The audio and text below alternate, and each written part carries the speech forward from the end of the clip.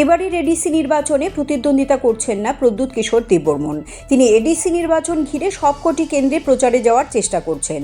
মথার প্রতিষ্ঠাতা প্রদ্যুৎ কিশোর দেববর্মন বুঝতে পেরেছেন এবারের নির্বাচন খুবই চ্যালেঞ্জিং।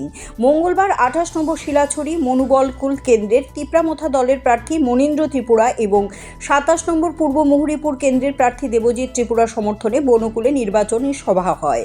সেখানে উপস্থিত ছিলেন প্রদ্যুৎ, তার সঙ্গে ছিলেন প্রাক্তন জঙ্গি নেতা তথা বর্তমান বিধায়ক রঞ্জিত দেববর্মা।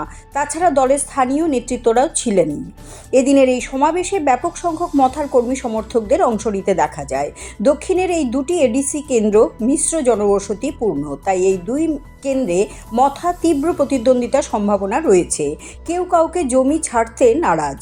প্রদ্যুতের এই সভায় জনজাতি সম্প্রদায়ের লোকেরা দলে দলে আসেন। প্রদ্যুৎ সহ অন্যান্য নেতৃত্ব এডিসি এলাকার উন্নয়নের জন্য মথার প্রার্থীদের বিপুল ভোটে জয়ী করার আহ্বান জানান।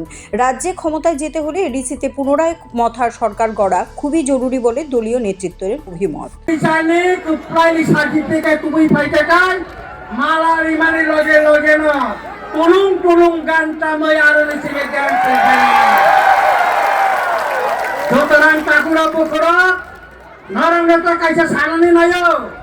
বিজেপি ने কোনো জন সমর্থন করিকা খবর বাজাই তংখা তাবো মস্তান ফিরে নাইও বড় মস্তান খেপানো নাইও কেন কছে মোকাবেলা মা খাই নাই বড় শিলাই পাঠান তুই পুলিশ নকল পোশাক ঠুমই পারা আমছে হাতনানি বাগাই চাইতে গই তঙ্গ বরমনি বাগাই এ পাগল ঠান্ডা খাইনানি বাগাই ডান না নাংনাই।